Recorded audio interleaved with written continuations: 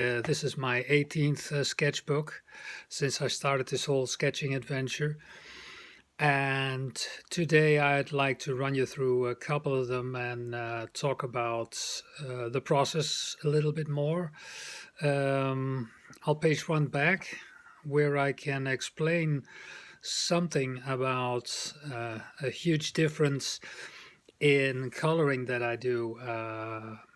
In this case, when I'm in the Netherlands or when I draw sketches from places in the Netherlands, which is mostly brick-based architecture. And for the brick-based, you've seen me use that color a lot. So I'll do it again because not everybody sees all my stuff or hears everything I say. So it's nice repeating it sometimes for people that haven't followed along with the other ones.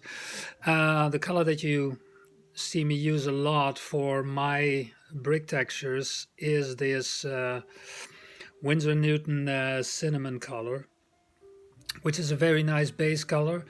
And the nice thing with the moleskin books that I use, I'll also with shaky hands, I'll take that because there are several moleskin books.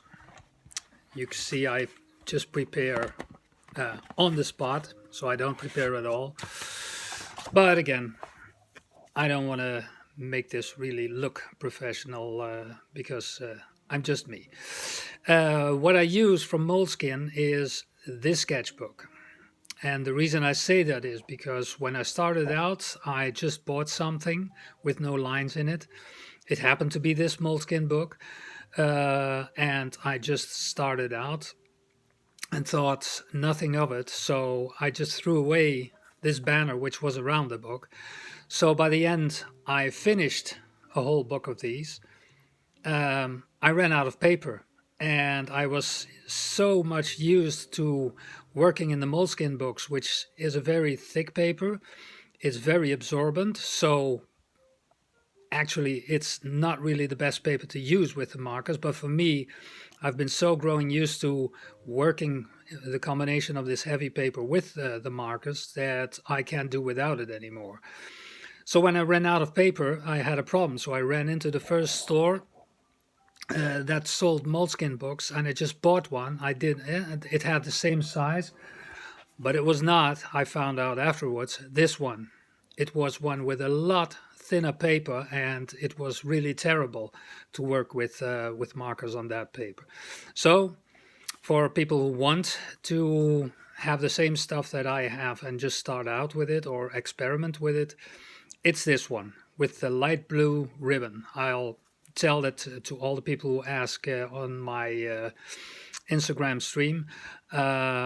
It's the moleskin sketchbook, and when I say light blue ribbon, I mean this thing. It's wrapped around the book, so when you see it in the stores, this is the one you need. It's Art Plus. And as it says, ideal for sketching and drawing. Okay, back to the colors, because I'll try to keep these under the 10 minutes, and I tend to talk a lot. And under 10 minutes, I can just upload it from my phone back to my Instagram stream so that you can look back at this. So, difference between scenes that I draw from Dutch places is a lot of brick architecture. And here I paint in the shadow colors with, on this cinnamon base color, I quite often use this shale color, which you can see here. It's a purplish kind of color, which really is a very nice, cool, complementary color for in the shady parts. And if I want to go darker than that, it's not always really wise to do that, but sometimes you need to. This is a very nice darker version of the shale color, which is called slate. And they're a very nice combo, I found out. Usually you find these things out by just trying and messing up, and sometimes you find really nice combinations. And that is a nice combination, just as the one which I explained earlier, but I see it in this picture as well, where you see the grass. or foliage, not grass in this time, it's bushes and trees, where I use this pear green for the light parts. Here is a little bit of reflection from the light because it's quite dark outside here and it's raining most of the time now. So I have to put on the lights. But this lighter color is the pear green, and the darker color is a Copic one. So here you see me switching between brands. The Copic one has turned out to be a really nice shadow color for my foliage.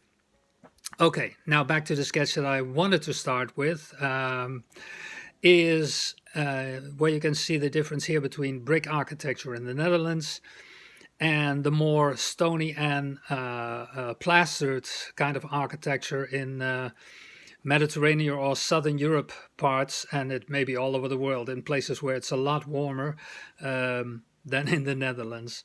And that's something that I had to experiment with because I don't travel a lot because I don't have the money.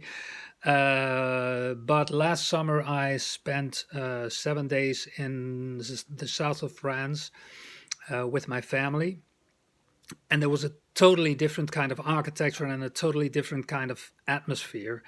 And I've been trying to capture all this in my sketches, and it's been a path. It's been searching, and well, for me at least, it was a very nice discovery run to try and figure out solutions for all these ways to express the warmth and the southernness of all this.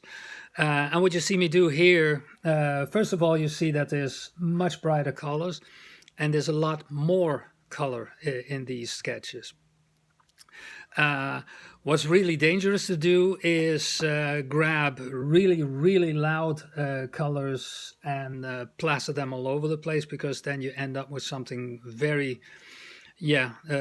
artificial. The good thing here to try and accomplish is stay in muted tones and then dabble in some accent tones.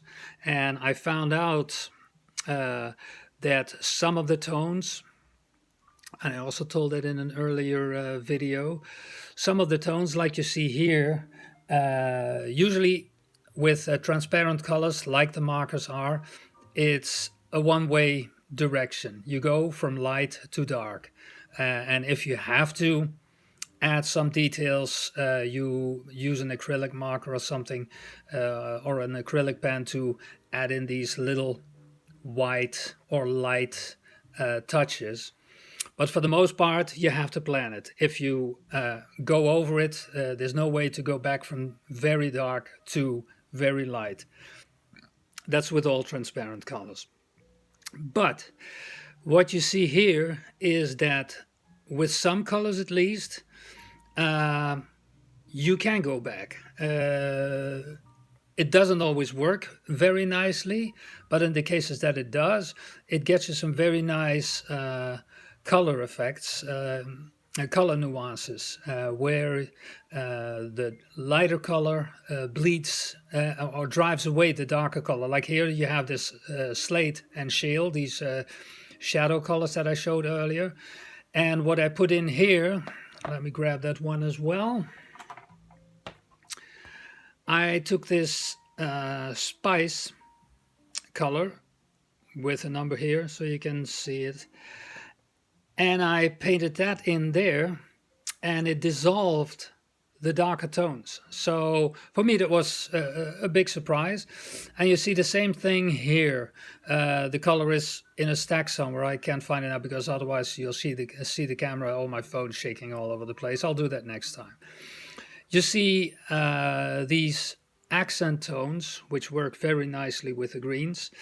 You see these here also bleeding back in to the other colors, and you get some very nice color workings. So that's a really nice process to see, and that's what I found when I was doing all the warm, the Mediterranean. Well, is it Mediterranean? At least south of France.